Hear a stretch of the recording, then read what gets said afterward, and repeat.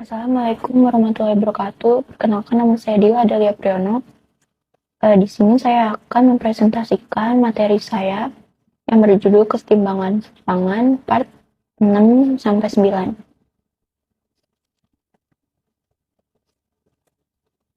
9. Materi yang akan saya bahas saat ini adalah yang pertama, faktor-faktor yang mempengaruhi kesetimbangan reaksi. Yang kedua ada menentukan ketetapan kesetimbangan berdasarkan tekanan Kp. Yang ketiga ada hubungan Kc dan Kp. Dan yang terakhir ada aplikasi reaksi kesetimbangan di industri. Untuk materi pertama yaitu faktor-faktor yang mempengaruhi kesetimbangan reaksi. Di sini kita menurut teori Le Chatelier, setelah sistem yang bereaksi telah mencapai kesetimbangan, ia tetap pada kesetimbangan sampai terganggu oleh beberapa perubahan kondisi. Jika perubahan tekanan diterapkan pada sistem pada kesetimbangan, sistem akan bergeser ke arah yang mengurangi stres untuk bergerak menuju keadaan keseimbangan baru. Di sini ada 3 jenis perubahan yang dapat mengganggu keseimbangan reaksi. Yang pertama ada perubahan konsentrasi, yang kedua ada perubahan tekanan atau volume untuk reaksi yang melibatkan gas. Ini khusus untuk reaksi yang melibatkan gas. Dan yang terakhir ada perubahan suhu. Pengaruh perubahan konsentrasi itu jika salah satu komponen dalam sistem ditambah, maka keseimbangan akan bergeser dari arah penambahan itu. Dan bila salah satu komponen dikurangi, maka keseimbangan akan ke arah pengurangan itu. Jadi sebaliknya gitu ya. Jadi jika salah satu komponen dalam sistem ditambah, maka keseimbangan akan bergeser, dan begitu pun sebaliknya. Sesuai dengan azas Le Chatelier, reaksi negatif aksi, jika konsentrasi salah satu komponen tersebut diperbesar, maka reaksi sistem akan mengurangi komponen tersebut. Sebaliknya, jika konsentrasi salah satu komponen diperkecil, maka reaksi sistem adalah menambah komponen itu. Yang kedua ada pengaruh perubahan tekanan atau volume. Untuk gas, perubahan tekanan dapat terjadi dalam 3 cara. Yang pertama, mengubah konsentrasi komponen gas. Yang kedua, menambahkan gas inert atau gas yang tidak ikut bereaksi.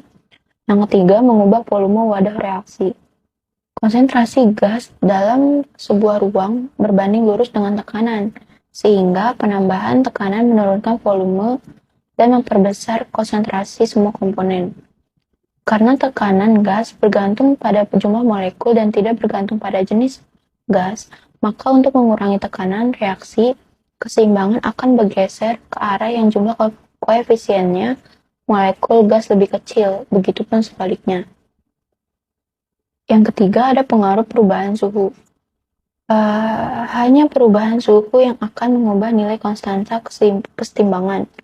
Oleh karena itu, suhu harus disertakan dalam penulisan nilai Kc. Perubahan suhu terkait dengan pelepasan atau penyerapan kalor pada reaksi keseimbangan, reaksi ke kanan menyerap kalor reaksi endotherm, maka reaksi ke kiri akan melepaskan kalor atau reaksi exotherm. Berdasarkan asas Le Chatelier, apabila suhu reaksi dinaikkan, maka keseimbangan akan bergeser ke arah reaksi yang menyerap kalor atau reaksi endotherm. Jadi yang tadi itu semua itu menurut asas Le Chatelier. Nah, ini pengaruh gangguan terhadap keseimbangan menurut Le Chatelier.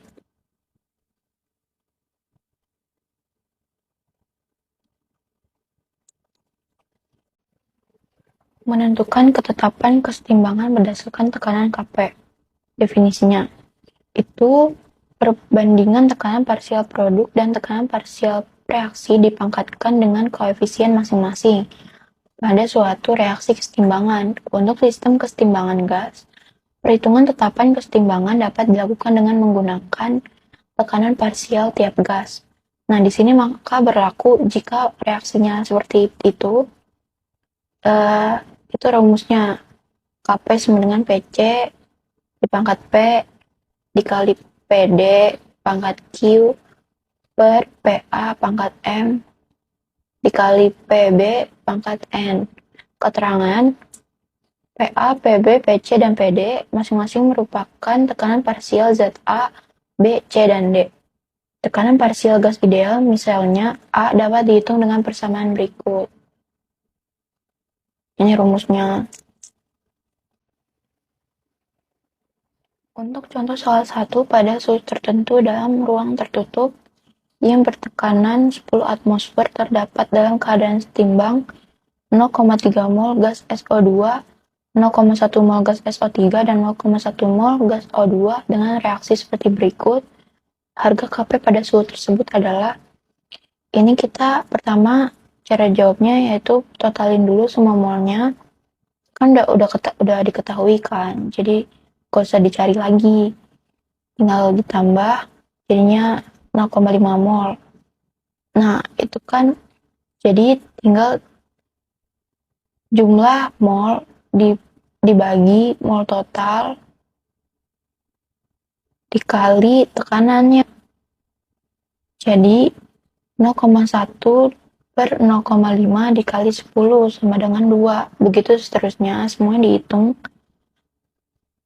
Nah, tinggal cari Kp-nya. Kp-nya sama dengan PSO2 pangkat 2 dikali PO2 per POO3 pangkat 2 sama dengan 6 pangkat 2 dikali 2 per 2 pangkat 2. Jadi sama dengan 18 atmosfer.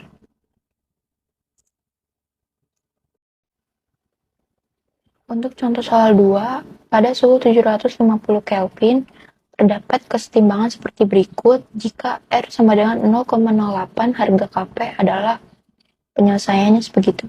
Jadi itu rumusnya Kc RT pangkat delta N. Jadi sama dengan Kc-nya kan 4,5 kali 10 pangkat min 2. Itu kan udah diketahui ya.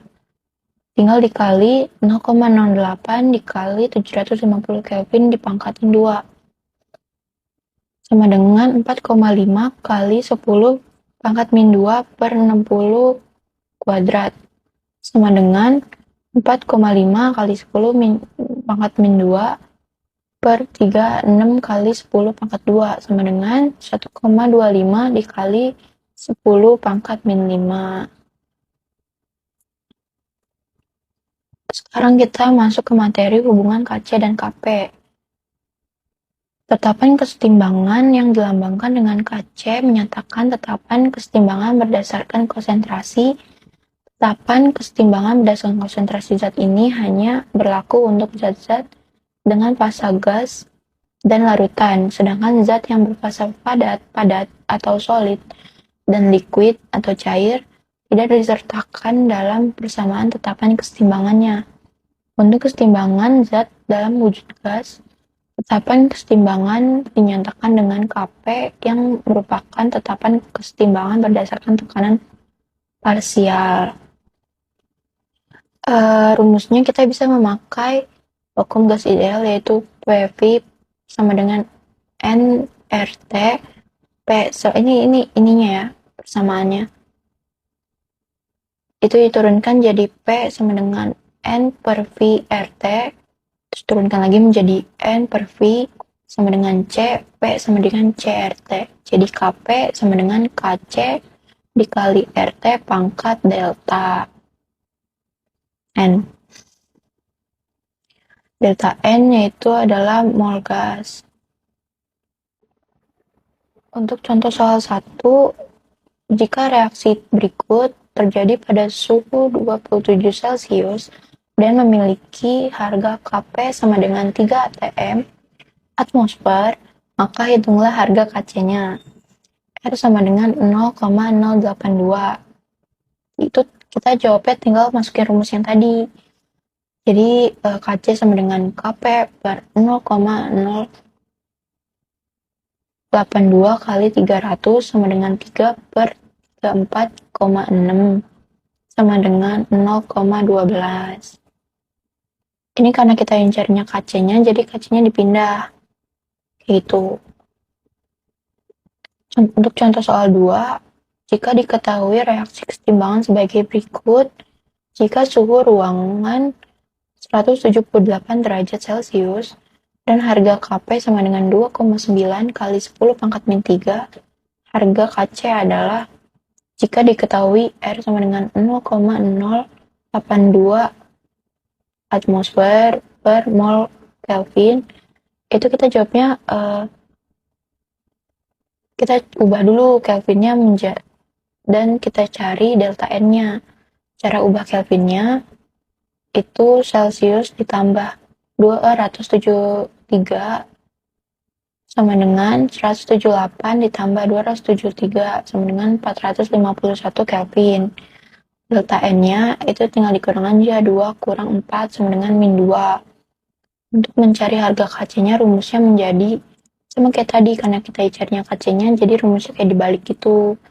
KC sama dengan KP per RT pangkat delta N. Sama dengan 2,9 dikali 10 pangkat min 3 per 0,082 kali 451 pangkat min 2 sama dengan 2,9 kali 10 pangkat min 3 per 36,982 pangkat min 2 sama dengan 2,9 kali 10 pangkat min 3 dikali 136,67 sama dengan 3,96, atau kita buletin menjadi 4. Untuk aplikasi reaksi kesetimbangan di industri dan contohnya, reaksi kesetimbangan banyak diterapkan dalam proses industri kimia. Metode yang ditempuh yaitu membuat kesetimbangan bergeser ke arah produk dan menjaga agar produk tidak kembali menjadi zat awal. Contohnya di antara industri kimia yang menerapkan kesetimbangannya yaitu industri pembuatan amonia dan asam sulfat.